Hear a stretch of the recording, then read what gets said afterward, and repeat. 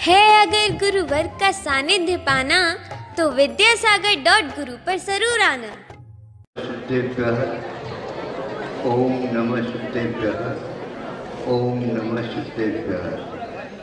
अहिंसा परमो धर्म की, आचार्य गुरुवर श्री कुंद भगवान की, आचार्य गुरुवर श्री ज्ञान सागर मुनि महाराज की, विद्यासागर जी महामुनि राज की।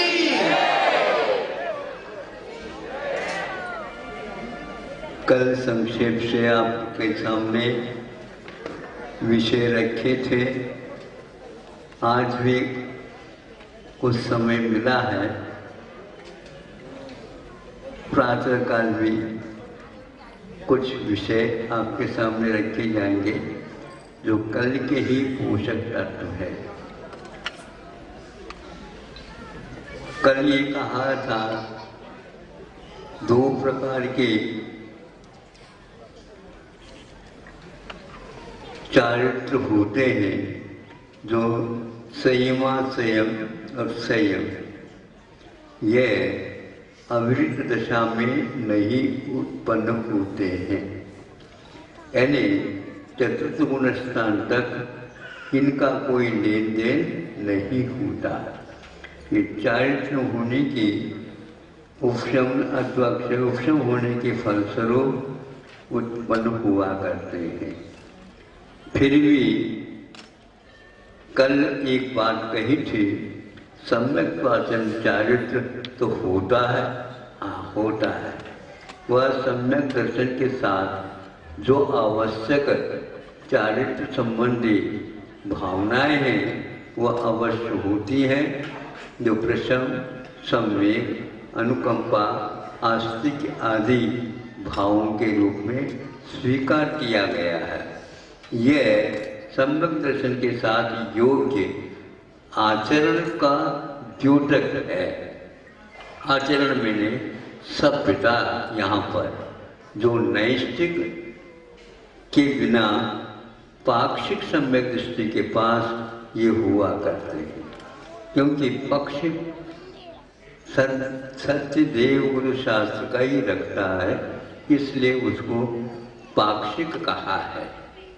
इसमें कुछ लोग भावुकता में या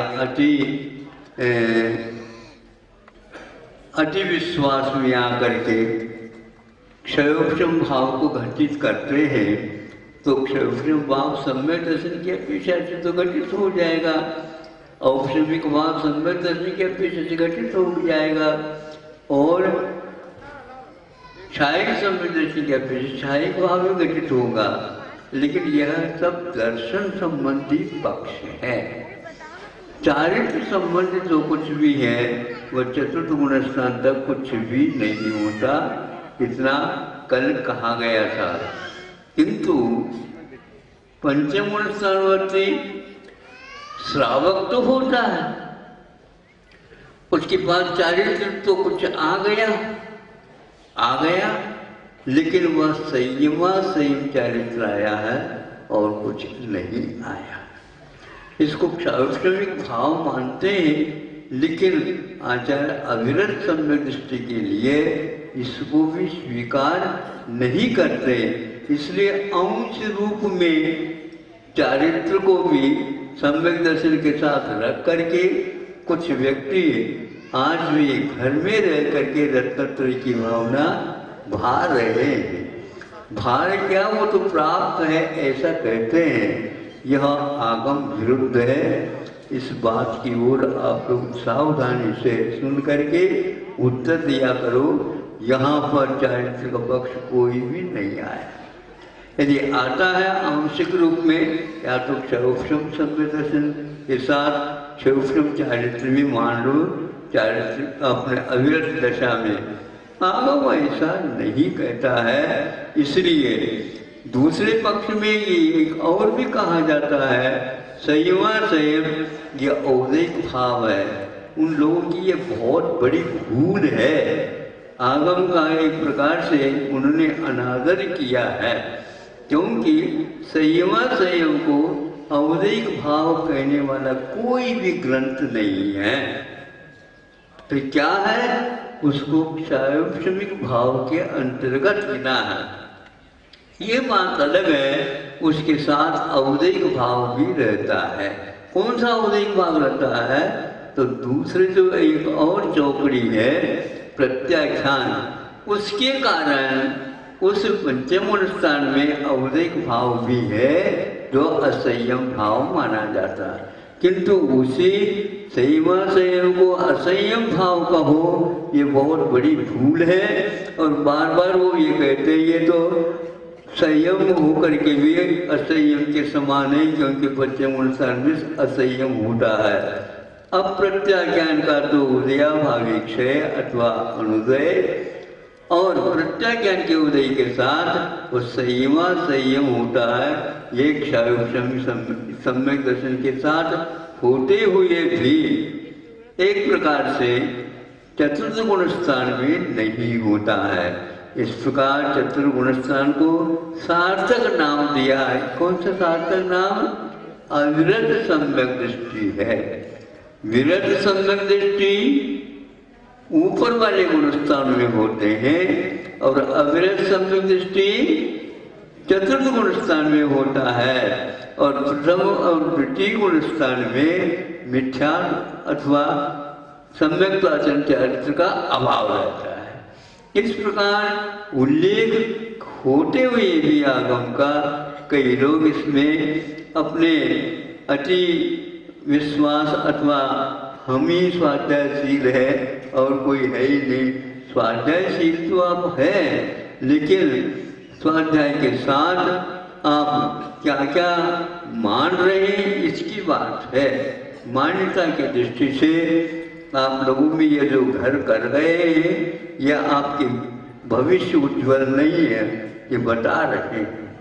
किंतु वह उसके साथ साथ जनता को भी, भोली वाली जनता को गुमराह की ओर ले जा रहे हैं। ये उनका और अनधिकार चेष्टा है, या यूं कह दो स्वतंत्र लोकतंत्र में अपनी स्वतंत्रता का नहीं, स्वच्छंदता का परिचय दे रहे हैं। उससे आप बचिए, क्योंकि जब तक आप बचेंगे नहीं तो उन जो आपके लिए हानिकारक है उससे आप बच नहीं पाएंगे। मोदी साहब ने कहा कि ये कोरोना के ऊपर हमारे पास कोई भी दवाई नहीं है, यदि है उससे बचने का रास्ता तो आप दूरी अवश्य बनाए रखिए। और दूरी कौन सी? भावों की नहीं, किंतु द्रव्य की दूरी बनाए रखिए। और साथ साथ अपने मुख के ऊपर पट्टी, क्या बोलते हैं उसको, मास्क, उसको बनाए रखिए। यही एकमात्र उस हवा से बचने का उपाय है। उसी प्रकार आप लोगों को भी चाहिए हमेशा के लिए उन व्यक्तियों से आप मास्क लगा करके चलिए। क्योंकि हमें तो बाधा से दूर रहना है। उन लोगों को बाधा नहीं, वो साधन दिख रहा है उसमें, तो हम क्या कर सकते हैं? विदेश नीति है तो भारत की नीति से मेल नहीं खाती, लेकिन फिर भी उन विदेशियों को भगा तो सकते नहीं हम, क्योंकि उनकी बात तो टिकट है भारतवर्ष का। लेकिन उन्हें भारतीयता के साथ जीना चाहिए, ये तो हम अवश्य कह सकते हैं। इसलिए उनके भविष्य के उज्ज्वलता के लिए भी आप लोग अवश्य थोड़े बहुत समय दिया करो, ताकि उनका भी कल्याण हो जाए। भारत में जन्म लिया है तो कम से कम इतना होना चाहिए। फिर भी होना नहीं होना तो उनके भविष्यता नहीं, उनके कर्म के ऊपर आधारित है। हम कभी भी भविष्यता को स्वीकार नहीं करते। भविष्यता वही है कर्म के योग में, आत्मा में जो भाव होगा यही एकमात्र भविष्यता, और इसको कोई भी टाल नहीं सकता। अब आगे हम ये कहना चाह रहे हैं संयमा संयम, और ये संयम एक प्रकार से पंचम गुण स्थान के और छठे गुण स्थान सप्तम गुण स्थान के ऊपर के भाव हैं। ये दोनों भाव एक प्रकार से पंचम गुण स्थान से होकर के छठे गुण स्थान और सप्तम गुण स्थान तक चलते हैं। ये अंश कभी भी चतुर्थ गुण स्थान में हो नहीं सकते, निचले गुण स्थान में हो ही नहीं सकते। इतना अवश्य है कि इन दो भावों के बाद जो प्रकरण आता है वो बहुत महत्वपूर्ण है। इसी बारे में यहाँ पर द्वितीय, तृतीय, चतुर्थ आदि जो प्रतिमा विज्ञान है आप इसमें घटित करना है। अब रही बात आपके लिए नैष्ठिक भाव, नैष्ठिक भाव जो कि द्वितीय प्रतिमा से प्रारंभ होकर के ऊपर तक यह चलता गया है सप्तम प्रतिमा तक, उसको नैष्ठिक भाव बोलते हैं। जो कल आपके सामने ये कहा था कि प्रतिमा ऊपर ऊपर की मुनि और आजिका के योग की शिक्षा दे देती है और वह सारे प्रतिमा के व्रत द्वितीय प्रतिमा विज्ञान के साथ लागू हो जाते हैं। तो 12 व्रत दिए गए थे। 12 व्रतों में 5 अनुव्रत है, 4 शिक्षा व्रत है और 3 गुण व्रत है। इसका संक्षिप्त वर्णन कर लिया। अब इसके बाद इन व्रतों के पालन करते हुए और तृतीय प्रतिमा में क्या होता है, इन्हीं व्रतों का निखार जिसको बोलते हैं, परिष्कार जिसको बोलते हैं, निर्दोषता बोलना चाहिए, अनियमितता काल संबंधी और भाव संबंधी इसमें नहीं हो सकते। अनियमित का अर्थ यह है कि व्रत प्रतिमा है, ये सारे व्रतों का निर्दोष तो नहीं किंतु थोड़े सदोष के साथ पालन करना द्वितीय प्रतिमा है। ऐसा नहीं कि विधान ही कर लो आप, किंतु उसमें दोष लग सकते हैं, लगते हैं। कैसे लगते हैं? जब दीपक जलाया तो उसके साथ साथ धुआं उठना ये स्वाभाविक है। सुन रहे हैं आप लोग? कितनी भी आप उस लैंप को अथवा चिमनी को या और कोई लालटेन को कोई भी कर दो, उसमें से तेल डालेंगे तो धुआं अवश्य निकलेगा। अब धुआं भी न निकले और तेल भी डाले, ऐसा कैसा संभव है? तो ये संभव नहीं है। संभव है तो यह पेट्रोल होता है ना आप लोगों के यहाँ, तो पेट्रोल के साथ ये कथनचित थोड़ा घटित हो सकता है, गैस बत्ती जिसको बोलते हैं, किंतु यदि उसके बिना यदि जलाते हैं तो अवश्य उसमें धुआं उठ जाता है। गैस बत्ती जलाए, तेल डाला, उसमें हवा भी भर दी, बर्नर के माध्यम से उस हवा के जोर से ऊपर उठ जाता है वह तेल, और जलेबे की भांति एक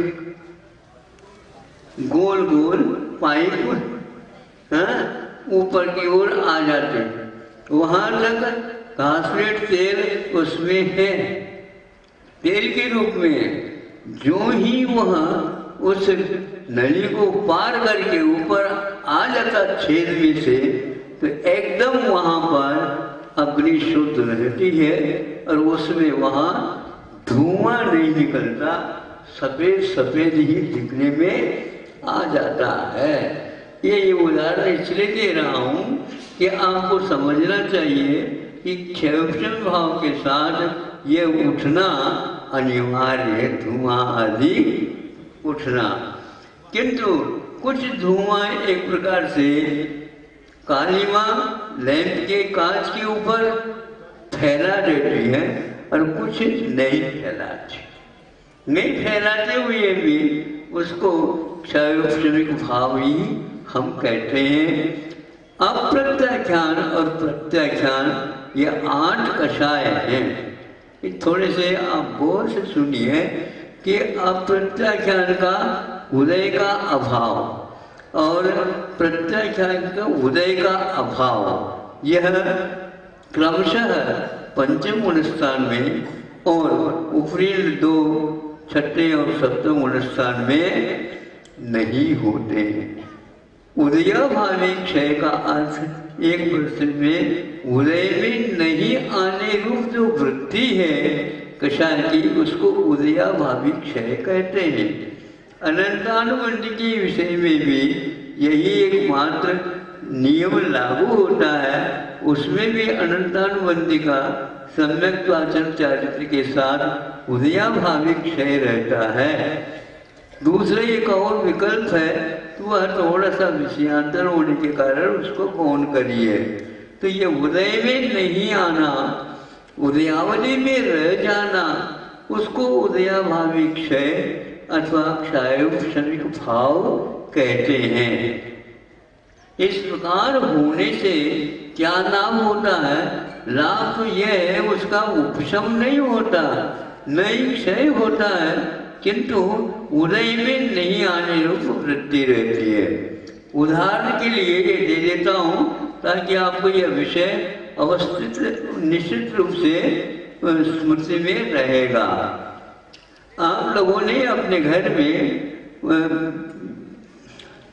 लाइट लेना चाहते हैं तो सरकार से आपको पहले निवेदन करना होगा। ऐसे नहीं कि लाइट जो है एक साथ आ जाए, नहीं है। लाइन तो आई है, लाइन आई आपके गली में से निकल रही है, लेकिन आपके घर में लाना हो तो उसके लिए आपको संपर्क और लेना पड़ेगा। वो संपर्क जब तक नहीं लेते तब तक वह आपके घर में से भी निकल जाए तो भी आपको प्रकाश नहीं मिलने वाला। अब उसमें आपने लाइन जब ले ली उस विद्युत की तो वहां पर आपको वह विद्युत तो मिल गई है लेकिन पूरे प्रकाश नहीं मिलेगा, पूरी उसकी क्षमता भीतर नहीं आएगी, क्योंकि वो पूरी आ जाएगी तो आपके लिए भयानक स्थिति हो जाएगी, उसको आप सहन नहीं कर पाओगे।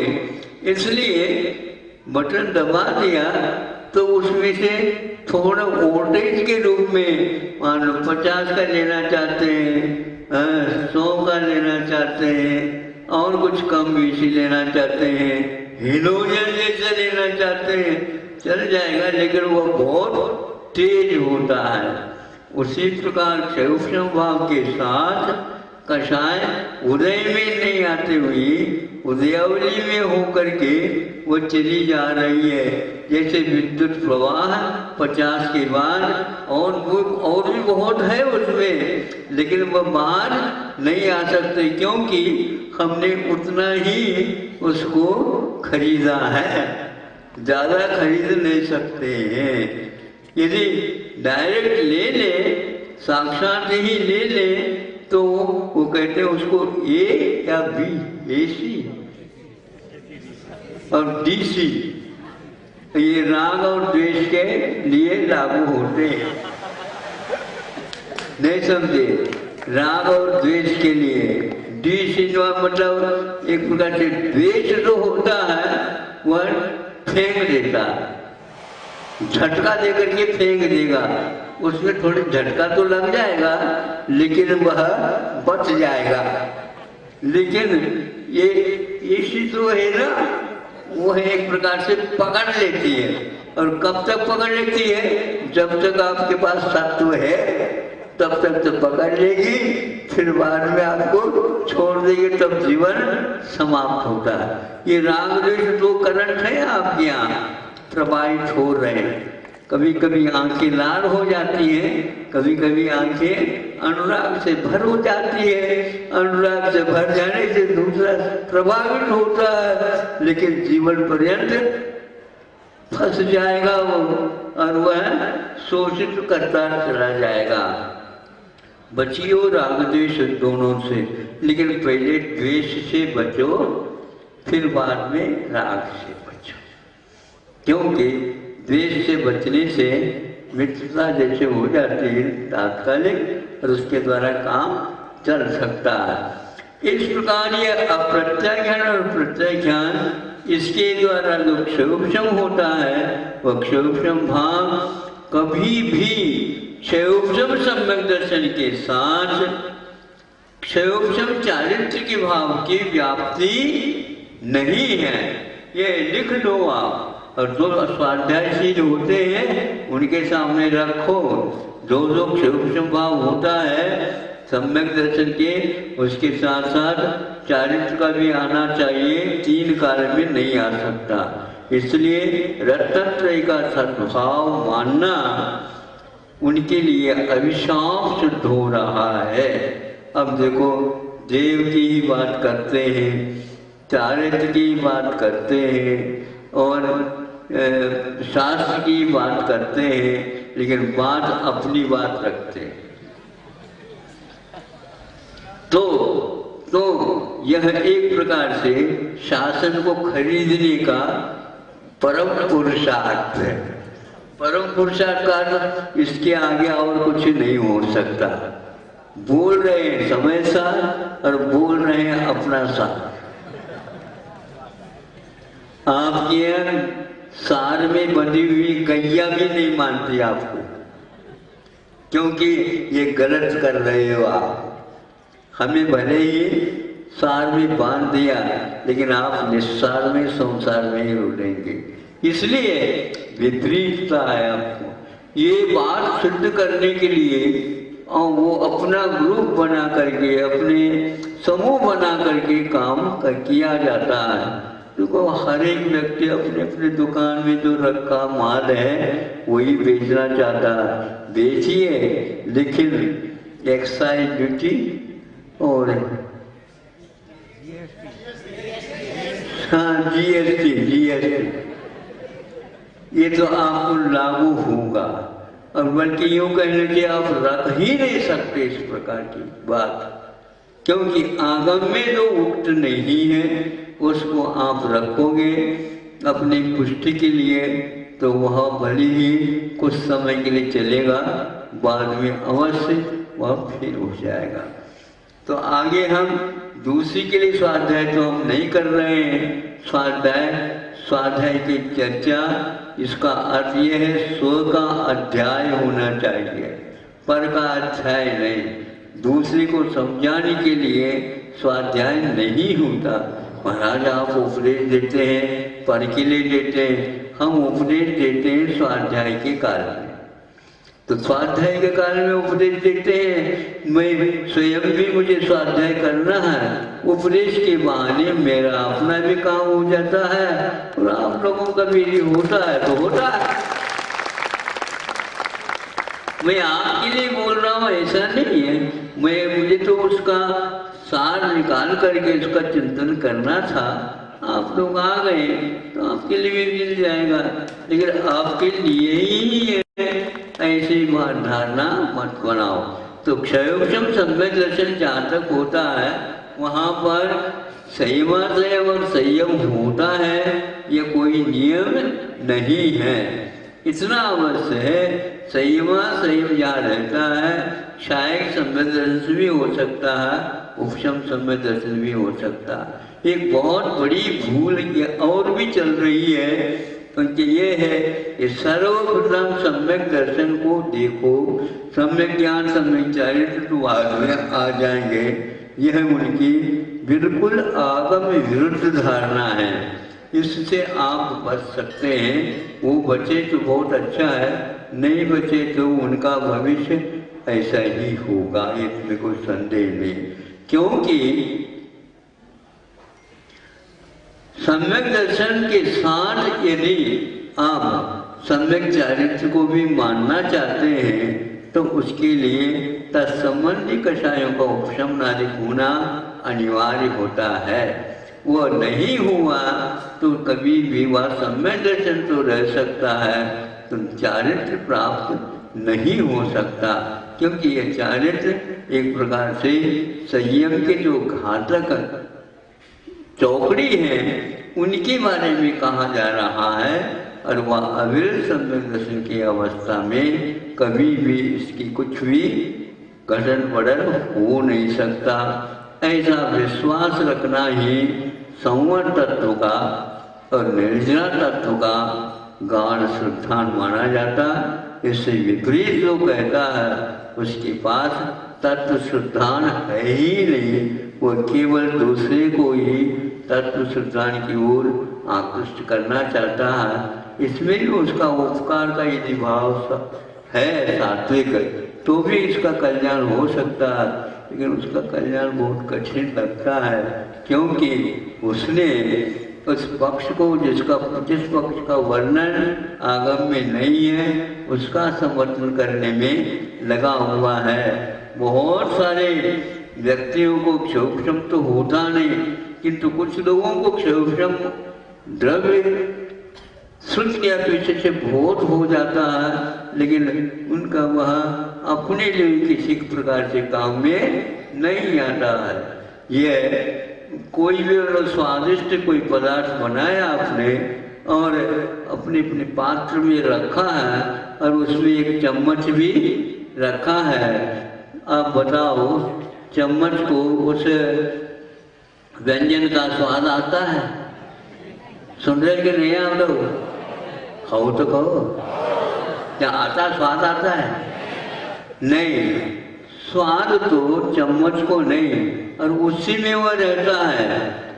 नहीं समझे, जब तक परोसते रहते हैं तब तक उसी में रहता है, लेकिन एक क्षण के लिए भी स्वाद नहीं। उसी प्रकार जो व्यक्ति अन्यथा मानता है तो उसको जीवन भर भी भले ही वो उपदेश देता रहे, स्वाध्याय करता रहे, एक बार नहीं 4 बार एक दिन में, तो भी उसको उसमें से एक कण का भी स्वाद नहीं आएगा, क्योंकि वो कहता हाँ क्यों भैया बताओ, तो हाँ आपके लिए संतुष्टि होती है तो वह संतुष्ट अपने आप को भी मान लेता है। ऐसे पराश्रित आनंद में कुछ लोग रहते हैं, क्या करें, अपने अपने दृष्टि है, दृष्टि को प्राप्त तो कर ली, किंतु ये पराय दृष्टि है, स्वदृष्टि ने स्वाध्याय नहीं है। तो आगे जाकर के समय आपका हो रहा है, द्वितीय प्रतिमा में जो 5 अनुवृत्त हैं, 4 शिक्षावृत्त हैं, 3 गुणवृत्त हैं, इसके बारे में संक्षेप से इन्होंने 12 की संख्या बता दी। और कल परीक्षा की भांति कि संलेखना वृत्त भी होता है इसके साथ, जो वहाँ सामान्य रूप से पूरी 11वीं प्रतिमा तक सबके लिए लागू होता है। आचार्यों ने इसको संक्षेप से संलेखना के बारे में भी बताया, हम समय मिल जाए तो उसका भी उल्लेख किया जाएगा। तृतीय प्रतिमा में एक प्रकार से आपको बहुत रहस्य मिलेगा, समय नहीं किंतु नामोल्लेख मात्र करके मैं मध्याह्न में ये समय मिल जाता है, मुझे भी और आपको भी, तो संभव है वह दिया जा सकता है। अब उसका अर्थ सामायिक व्रत और सामायिक प्रतिमा। द्वितीय प्रतिमा में सामायिक व्रत भी आता है किंतु सामायिक प्रतिमा नहीं आती। अब इन दोनों में क्या अंतर है संक्षेप से बता देंगे। सामायिक प्रतिमा में निर्दोषता है और सामायिक व्रत में कुछ भी सदोषता भी है, समय संबंधी कमियां रह सकती है और भावों की अस्थिरता भी हो सकती है। बहुत प्रकार के सप्लीमेंट्री होती है ना आपके यहाँ पूरक परीक्षा, उसको कई लोग पास ही मान लेते हैं क्योंकि अगली कक्षा में प्रवेश हो जाता है, इसलिए वो भूल जाते हैं कि हमारे 5 विषय में सप्लीमेंट्री है। अब क्या ABCD तक तो चल गई बताते हैं, ये तो राजमार्ग हो गया। फिर इसके उपरांत मान लो छठी पेपर में भी यदि मान लो पूरक एग्जाम परीक्षा देनी पड़ती है तो उसको मैं आगे बढ़ा, पास ही सभी हो जाते हैं। ऐसा ये एक प्रकार से घोषणा करते हैं बच्चों को ताकि टेंशन ना हो। यद्यपि छोटे अवस्था में टेंशन नहीं होती, बड़ों को होती है, लेकिन आज बड़ों को भी होती है, उनसे भी ज़्यादा छोटे बच्चों को। इसलिए योग्यता नहीं होते हुए भी हम पास हैं ऐसा मानना चाहते हैं। इसमें कौन कौन मानना चाहता है? मानना तो सभी चाहते हैं, लेकिन कहना नहीं चाहता। योग्यता के अनुसार अपने आप को मानो, ये बहुत अच्छा है। तो निर्दोषता और सदोषता इस संक्षेप से हम कह सकते हैं। मध्याह्न में इसका खुलासा किया जाएगा। द्वितीय व्रत में, व्रत पश्चिमा में और व्रत नहीं, हाँ व्रत पश्चिमा में और नहीं, व्रत और प्रतिमा में क्या अंतर है इसको देखना है कि व्रत प्रतिमा में द्वितीय प्रतिमा तो आ जाते हैं, लेकिन सामायिक प्रतिमा में सामायिक व्रत के साथ साथ सामायिक प्रतिमा आ जाती है। उसमें आपको अच्छे ढंग से समझ में आएगा। एक एक सेकंड में भी उसमें असंख्यात गुणी निर्जरा होती है। भले ही आपको वहाँ कम समय क्यों न हो, लेकिन वह क्वालिटी यानी गुणवत्ता पर अर्थ को मध्याह्न में बताने का प्रचार करूँगा, क्योंकि विषय बहुत गंभीर है, लेकिन वृत्ति बन गए हैं। इस गंभीरता का स्वाद लेना ही है, नहीं तो अमृत दशा में अनंत काल से लेते आए हैं। अहिंसा परमो धर्म।